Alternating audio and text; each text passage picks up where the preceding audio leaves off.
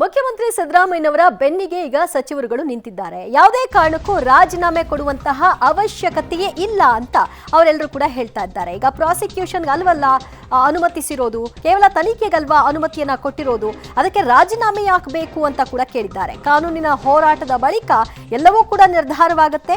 ಸಿಎಂಗೆ ಹೈಕಮಾಂಡ್ ನಾಯಕರಿಂದ ಒಂದು ಕರೆ ಕೂಡ ಬಂದಿದೆ ಎನ್ನಲಾಗ್ತಾ ಇದೆ. ಆ ಕರೆಯ ಮೂಲಕವಾಗಿ ಅವರಿಗೆ ನಿಮ್ಮ ಜೊತೆಗೆ ನಾವಿರ್ತೀವಿ, ನಿಮ್ಮ ಕಾನೂನು ಹೋರಾಟವನ್ನು ಮುಂದುವರಿಸಿ ಅನ್ನುವಂತಹ ಗ್ರೀನ್ ಸಿಗ್ನಲ್ ಕೂಡ ಸಿಕ್ಕಿದೆ ಎನ್ನಲಾಗ್ತಾ ಇದೆ. ಕಾನೂನು ಹೋರಾಟಕ್ಕೆ ಈಗ ಯಾರ್ಯಾರು ಜೊತೆಯಾಗಿ ನಿಲ್ತಾ ಇದ್ದಾರೆ, ಅವರಿಗೆ ಯಾವ ರೀತಿಯಾಗಿ ಧೈರ್ಯವನ್ನ ತುಂಬುತ್ತಾ ಇದ್ದಾರೆ ಸಿದ್ದರಾಮಯ್ಯನವರಿಗೆ,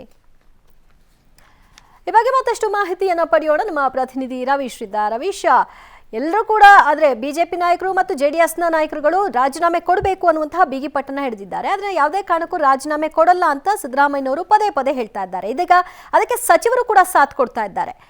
ಹಾಗಿದ್ರೆ ಏನ್ ನಿರೀಕ್ಷೆ ಮಾಡಬಹುದು? ಮುಂದಿನ ಕಾನೂನು ಹೋರಾಟದ ನಂತರದಲ್ಲಿ ಏನಾದರೂ ಬದಲಾವಣೆ ಸಾಧ್ಯತೆ ಇದೆಯಾ? ದಿವ್ಯಾ, ಖಂಡಿತವಾಗಿ ಕೂಡ ಹೇಳಿ ಕೇಳಿ ಕಾಂಗ್ರೆಸ್ ಹೈಕಮಾಂಡ್ ಪಕ್ಷ, ಹಾಗಾಗಿ ಈಗಾಗಲೇ ಒಂದು ತೀರ್ಮಾನವನ್ನು ಪ್ರಕಟ ಮಾಡೋದಾಗಿದೆ.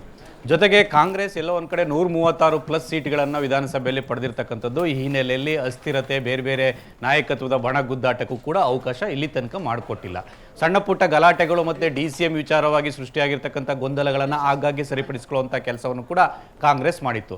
ಇಂಥ ಸಂದರ್ಭದಲ್ಲಿ ಈಗ CM ಕಾನೂನು ಹೋರಾಟಕ್ಕೆ ಜೊತೆಗಿರಬೇಕು ಮತ್ತು ರಾಜಕೀಯ ಹೋರಾಟದ ಜೊತೆಗಿರಬೇಕು ಅಂತ ಹೈಕಮಾಂಡ್ ಸಂದೇಶ ಕೊಟ್ಟ ಬಳಿಕವೂ ಕೂಡ ಯಾರೊಬ್ಬರು ಕೂಡ ಬಹಿರಂಗವಾಗಲಿ ಅಥವಾ ಆಂತರಿಕವಾಗಲಿ ಅಪಸ್ವರ ಎತ್ತೋದಕ್ಕೆ ಸದ್ಯದ ಮಟ್ಟಿಗೆ ಪರಿಸ್ಥಿತಿ ಚೆನ್ನಾಗಿಲ್ಲ. ಆ ಕಾರಣಕ್ಕೋಸ್ಕರವಾಗಿ ಜೊತೆಗೆ CM ಸಿದ್ದರಾಮಯ್ಯ ಅವರು ಕೂಡ ಬೇರೆ ಬೇರೆ ರೀತಿಯಲ್ಲೂ ಕೂಡ ಉತ್ತಮ ಆಡಳಿತ ಕೊಡ್ತಾ ಇದ್ದಾರೆ. ಆ ಕಾರಣಕ್ಕೋಸ್ಕರ ಜೊತೆಗೆ ನಿಲ್ಲಬೇಕು ಅನ್ನೋ ಇರಾದೆ ಇರ್ಬೋದು. ಹಾಗಾಗಿ ಎಲ್ಲ ಸಚಿವರು ಕೂಡ ಸಿದ್ದರಾಮಯ್ಯ ಪರ ಬ್ಯಾಟಿಂಗ್ ಮಾಡ್ತಾ ಇದ್ದಾರೆ. ಒಂದು, ಹೈಕಮಾಂಡ್ ತೀರ್ಮಾನ ಈಗಾಗಲೇ ಪ್ರಕಟ ಆಗಿರ್ತಕ್ಕಂಥದ್ದು. ಇನ್ನೊಂದು, ಕಡೆ ತನಕವೂ ಕೂಡ ಕಾನೂನು ಹೋರಾಟ ಆಗಲಿ, ಆ ಬಳಿಕ ನೋಡೋಣ ಅಂತ ಇರ್ಬೋದು. ಹಾಗಾಗಿ ಆ ಒಂದು ಕಾದು ನೋಡುವ ತಂತ್ರ ಕಾರಣಕ್ಕೋಸ್ಕರವಾಗಿ ಸಿದ್ದರಾಮಯ್ಯ ಪರ ಎಲ್ಲರೂ ಕೂಡ ಬ್ಯಾಟಿಂಗ್ ಮಾಡಿರ್ತಕ್ಕಂಥದ್ದು. ಆದರೆ ಸಿದ್ದರಾಮಯ್ಯ ಪಾಲಿಗೆ ಇದೇ ರೀತಿಯ ಪರಿಸ್ಥಿತಿ ಇರುತ್ತಾ? ಕಾಂಗ್ರೆಸ್ನ ಹೈಕಮಾಂಡ್ ಕೂಡ ಇದೇ ರೀತಿ ಅವರ ಪರ ಮುಂದೆಯೂ ಕೂಡ ಒಂದು ರೀತಿಯಲ್ಲಿ ಬೆಂಬಲಕ್ಕೆ ನಿಲ್ಲುತ್ತಾ ಅನ್ನೋದ್ರ ಬಗ್ಗೆ ಕೂಡ ಈಗ ಸದ್ಯಕ್ಕೆ ನಿಲ್ಲಬಹುದು. ಆದರೆ ಮುಂದೇನಾಗುತ್ತೋ ಗೊತ್ತಿಲ್ಲ ಅನ್ನೋ ಪ್ರಶ್ನೆಗಳು ಕೂಡ ಇದೆ. ಯಾಕೆಂದರೆ ರಾಜಕಾರಣದಲ್ಲಿ ಕೆಲವೊಂದು ಸಲ ದಿಢೀರಾಗಿ ನಿರ್ಧಾರಗಳು ಮತ್ತು ತೀರ್ಮಾನಗಳು ಬದಲಾವಣೆ ಆಗಿರ್ತಕ್ಕಂಥ ಉದಾಹರಣೆಗಳನ್ನು ಕೂಡ ನಾವು ನೋಡಿದ್ದೇವೆ. ಹಾಗಾಗಿ ಈ ಒಂದು ಕಾನೂನು ಹೋರಾಟದ ಸಂದರ್ಭದಲ್ಲಿ ಮುಂದಿನ ಬೇರೆ ಬೇರೆ ರೀತಿಯ ಲೆಕ್ಕಾಚಾರಗಳನ್ನು ಇಟ್ಕೊಂಡು ಕಾಂಗ್ರೆಸ್ನ ಹೈಕಮಾಂಡ್ ಬಳಿ ಆಪ್ಷನ್ B ಇರ್ಬೋದು.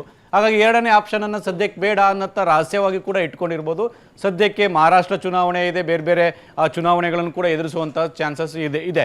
ಆ ಕಾರಣಗಳಿಗೋಸ್ಕರವಾಗಿ ಅಲ್ಲಿ ಯಾವುದೇ ರೀತಿಯ ಡ್ಯಾಮೇಜ್ ಆಗೋದು ಬೇಡ ಅನ್ನೋ ಕಾರಣಗಳಿಗೋಸ್ಕರವಾಗಿ ಕೂಡ ತಮ್ಮ ರಾಜಕೀಯ ನಿರ್ಧಾರವನ್ನು ಪ್ರಕಟ ಮಾಡದೇ ಇರ್ಬೋದು. ಅಥವಾ ಇಲ್ಲ, CM ಸಿದ್ದರಾಮಯ್ಯ ಗ್ಯಾರಂಟಿಗಳನ್ನು ಕೊಟ್ಟಿದ್ದಾರೆ, ಚೆನ್ನಾಗಿ ಆಡಳಿತ ಕೊಟ್ಟಿದ್ದಾರೆ, ಆ ಕಾರಣಕ್ಕೋಸ್ಕರವಾಗಿ ಅವರ ಪರ ಗಟ್ಟಿಯಾಗಿ ನಿಲ್ಲಬೇಕು, ಅಹಿಂದ ನಾಯಕ, ಮಾಸ್ ಲೀಡರ್ ಅನ್ನೋ ಕಾರಣಕ್ಕೋಸ್ಕರವಾಗಿ ಆ ಒಂದು ಕಾಂಗ್ರೆಸ್ನ ಹೈಕಮಾಂಡ್ ನಿರ್ಧಾರಕ್ಕೆ ಬಂದಿರ್ಬೋದು. ಆದರೆ ಯಾವ ತೀರ್ಮಾನವನ್ನು ಈಗ ಪ್ರಕಟ ಮಾಡಿದೆ ಅದನ್ನು ಒಂದು ರೀತಿಯಲ್ಲಿ ಕಾಯ್ದುಕೊಳ್ಳುವಂಥ ಮುಂದುವರಿಸಿಕೊಂಡು ಹೋಗುವಂಥ ಇದಕ್ಕೂ ಕೂಡ ಈಗಾಗಲೇ ಹೋಗ್ತಾ ಇರ್ತಕ್ಕಂಥದ್ದು.